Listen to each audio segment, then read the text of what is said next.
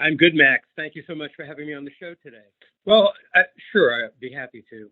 Um, my family was fairly musical. My mom could sing, and my dad played trumpet. My cousin Judy, she played folk music on an acoustic guitar. And so one day at a family gathering, she took her guitar out and started playing some folk songs and singing. And I was kind of like, wow, I was impressed that she was able to do that. And of course, my mother, after Judy was done, looks at me and goes, "Why can't you do something like that?" Not that my mother sounded exactly like that, but that's the way it kind of sounded to me. So I kind of part out of curiosity, I wonder if I could do that, and part out of I'll show my mom. I had her give me some guitar lessons. Here's a C chord. Here's a D chord, here's a G chord, here's an A chord. We went through the basic chords, got a guitar, cheap guitar, and attempted to train my fingers to see if they would work in this way. I had no idea. Wow. Once they started to have hand-eye brain coordination, so you look at it, your fingers are able to go to the spaces that you know they need to be, and your brain's telling you what to play. C, 2, 3, 4, G, 2, 3, 4, 5, 6, 7, 8, D, 2, 3, A, 2. You know what I'm saying? Yeah. That was what it was. So once I got past that, able to change chords, able to do that, once I was able to play songs, I was happy that I was able to play some of what I was hearing on the radio. Nice. And happy to notice that people paid attention to you when you played guitar, especially females. Do you remember? Sorry. Do you remember any song that you were listening on the radio and you tried to mimic with your guitar or follow?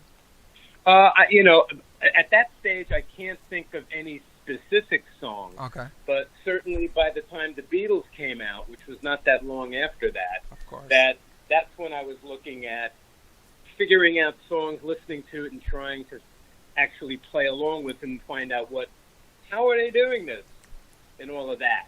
And between the Beatles and the Stones were a lot easier because the stuff was very much blues based.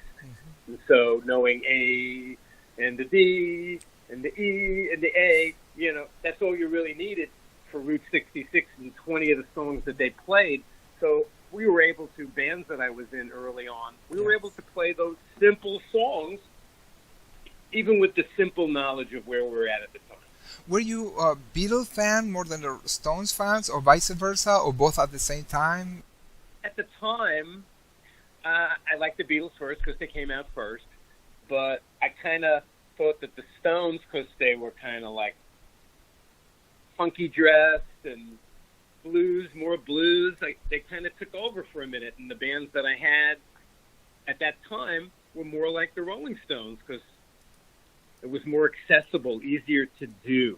The songs they did were covers, so what difference did it matter if we played Route 66 or it was the Stones playing Route 66, or if we played It's All Over Now, and they played It's All Over Now. It's a Bobby Womack song. They didn't write that either.